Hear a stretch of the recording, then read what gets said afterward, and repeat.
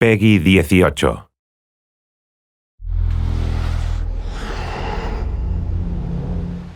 Hi, my name is Ashraf Ismail, Game Director of Assassin's Creed 4 Black Flag, and I'm very proud to be showing off the Caribbean open world.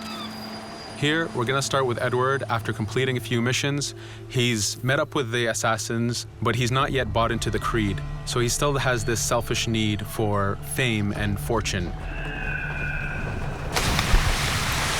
Edward is one of the most unique characters we've created for the Assassin's Creed universe. He is a man who is still trying to figure out who he is in life and what he wants to get out of it. At this point in the story, he still wants that fame, so one way to get it is to complete these assassination contracts. This is a way to make money and to gain a bit of notoriety. So here we go. We have 2 targets to take out, 2 Templar brothers.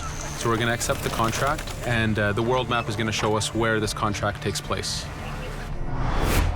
So we see here that the contract is actually very close to us.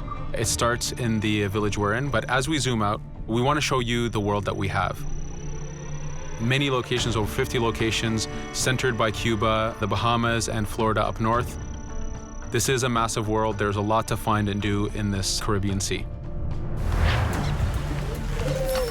But now we'll get back to the Fisherman Village and go after our targets. The Fisherman Village, it's one type of location in this world. It's really here as a convenience to the player. This is where you can start missions, where you can shop to upgrade Edward and the Jackdaw itself. It's really about the mood and the ambiance of the Caribbean Sea. In the distance, we have a tavern that we're approaching. Taverns are places where you can hire crew, play mini games, drink if you wish. But for now, we're going to focus on the targets and take them out.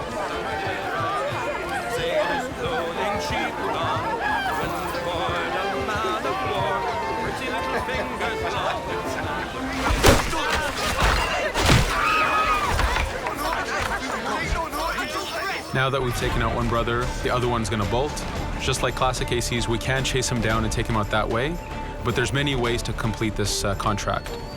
We can use the new free aim system to shoot him this way, to eliminate him that way. We can jump onto the ship and take him out with his crew, but instead we're going to let him escape into the sea and follow him with the Jackdaw.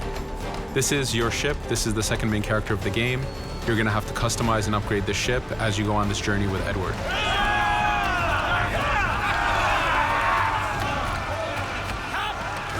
We've seamlessly gone from a ground chase right into a naval chase. We could destroy the ship and complete the contract that way, but instead, using the spyglass, we can see that he's carrying a lot of rum. Rum is important in the economy system. It's one way of making a lot of money if you sell it properly. So instead of destroying the ship, we're going to plunder that ship. Fire! Here you can see the upgrades that we've made into the Naval Combat. Using the front cannons, you can shoot chain shots to slow down the ship. Using the new round shot mechanic of trajectory aiming, you can aim for the hull and do a lot of damage this way. This specific enemy is what we call a frigate.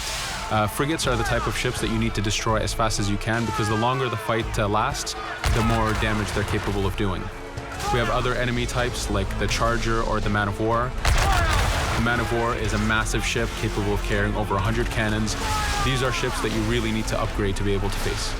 But now that this frigate has been demasted, we can start the boarding. Boarding, it's very important. You are a pirate. This is how you gain cargo. This is how you take on ships. So here we can start the boarding from any orientation or angle we wish. The distance even matters. If you get too close, the 2 crews will just jump right into each other. If you start a bit further, you can jump in the water and go in for a sneak stealth attack. We have 2 objectives to accomplish for this boarding. We can take out the captain, and we need to take out some of his crew. So using the swivel gun, we will efficiently take out a lot of the crew. And now we'll go for the captain using Edward's navigation abilities. Here, again, using the new free aim system, we have a dangerous enemy on the other side taking out our crew. We can easily take him out with a headshot. So what we see here is that 2 ships have come together to create this 3D environment where, using your assassin abilities to navigate, to be stealthy, you can take the advantage and get the kill by surprise. Now that we've taken out the captain, we still need to take out a few of the crew members to complete this boarding. Now that we've plundered the ship, we're going to gain that rum that we saw earlier, but we're also going to gain ammo and crew members and some gold. With every boarding, there's 3 options that you can do with that ship. You can gain crew members, you can send the ship to your fleet if you wish, or you can salvage a ship to repair the Jackdaw if you took too much damage in the fight. In this case, since we did well, we're going to send the ship to our fleet. Now that we're back in the Caribbean Sea, we needed to make sure that every minute something is being advertised to the player, something new for the player to do. In this case, we have this uncharted location. These are what we call playas. We have over 75 of these in the Caribbean world. Every playa has something very important for the player to find, something that will help in upgrading Edward or the Jackdaw. So it's in your advantage to explore these locations.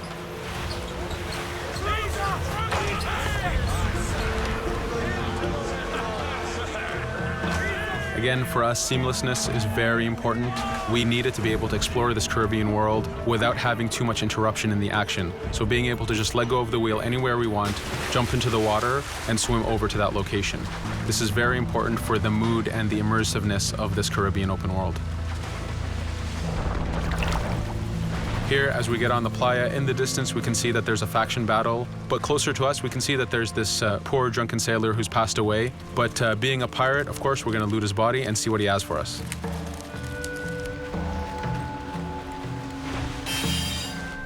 So we found a treasure map. This treasure map is asking us to go to an island called Misteriosa. Every time you find one of these, you know that you're going to find a treasure that is linked to the progression of the Jackdaw or Edward, so they are very valuable. Here we're going to take a look at that faction battle. We have a British ship facing off against a Spanish ship. We could jump in and take advantage of this opportunity, allowing each ship to weaken the other and for us to plunder both. But now we're going to make our way back to the Jackdaw. Again, this is the second main character of the game. There's a lot of customization and a lot of upgrading to do on the Jackdaw. You can upgrade all the weapons to fit the playstyle you wish. Now, as we get onto the Jackdaw, we can see that the crew is cheering for us. Edward has a really close relationship with his first mate, Adewale, standing right there, and with his crew.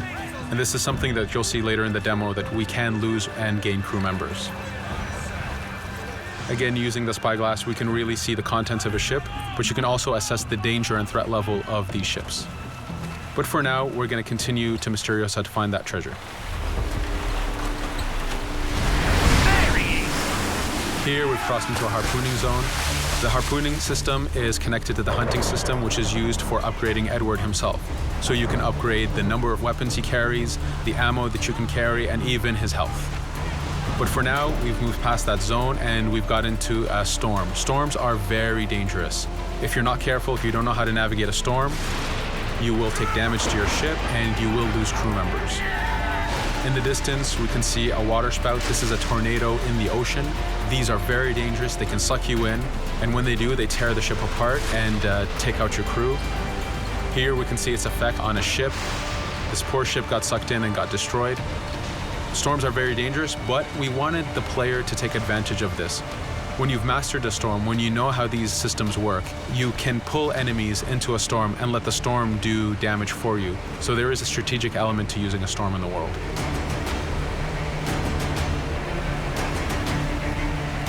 Here we can see that the storm is dying down a bit, but there's still this torrential downpour. It was very important for us to get the real mood of and atmosphere of the Caribbean in the weather cycles and in the daytime cycles.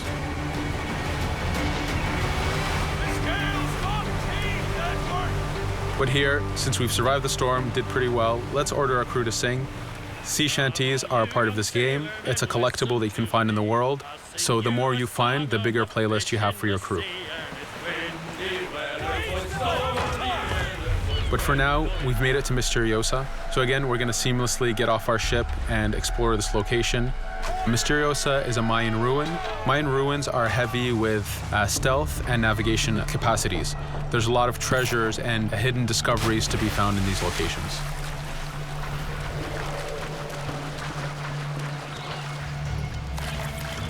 If we recall the treasure map, the treasure is hidden behind a temple. So just by quickly looking around, we can see that temple looks about right. So that's our objective, we'll head there. As we go this way, we can see there's a lot of guards on the beach. We could go in and fight them if we wish to, but to show off that this is a mini open world, we're gonna try to find a different route to get to our objective. Here, we've seen a guard. We don't wanna alert him, and we don't wanna alert the guards on the beach, so we're gonna use our stealth ability to take him out silently.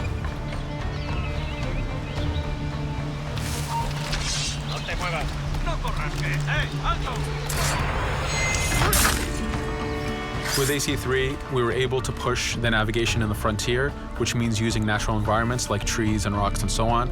Mayan ruins are the perfect place where we mix man-made structures and these natural environments. So you really get to feel how far the navigation abilities of the assassin have come since the original game. In the distance there, we can see another part of the island being blocked off by a patrol of guards. We're going to avoid it for now and go for that treasure.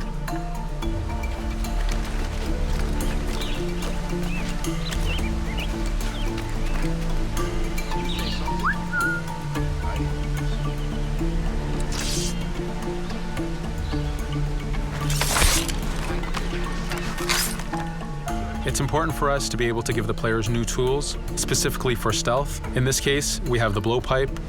Using the berserk darts, you make your enemies go crazy. Effectively, this means that they'll attack anything and everything in sight, including their own friends, animals, or Edward if he was in the way. So you do have to be careful with how you use it. But now that we've caused a distraction, if we happen to fall down there, at least there's already a bit of damage done for us. But using our navigation skills, we're able to get past that area without any trouble. There in the distance, you can see the Jackdaw, placed exactly where you left it when you got onto this location. It's really important for us to show the beauty of this Caribbean world.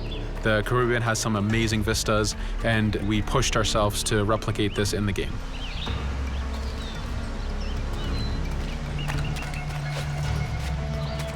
As we continue forward, we can see in the distance there's a couple prisoners that are taken hostage. This is a scenario that you need to use stealth. If you're detected by those guards, they will kill the hostages. So in this case, it's to your advantage to use the environment to figure out how you can take out those guards without being detected. In this case, it's 2 guards, so it's not too hard. There are other scenarios where you have more guards and you have to figure out how you can take all of them out at the same time. Now that we've freed these prisoners, they are more than happy to join our crew. This is just one way of gaining crew members. As mentioned earlier, there's the taverns. There's actually many different setups of gaining crew.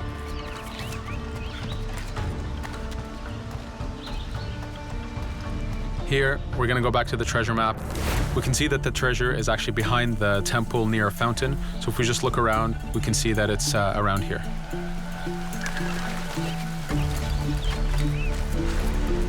Now that we've found the treasure, what we've actually found is a blueprint. Blueprints are incredibly valuable for the upgrading of the Jackdaw. This is how you can upgrade the biggest and most devastating upgrades of the ship. So here we're approaching a reach high point. Just like classic ACs, synchronizing with a reach high point reveals the contents of a location and the map itself. But as an added feature, because this game world is so huge, there are many different locations, this also becomes a fast travel point. So now you can, by synchronizing, now you can come back here anytime you wish to collect those treasures that we passed up a bit earlier. Here we've reached the end of the demo. This was a tease of the open world that we have. We're very excited to be able to show off this game and to let you play it very soon. Thank you for joining us.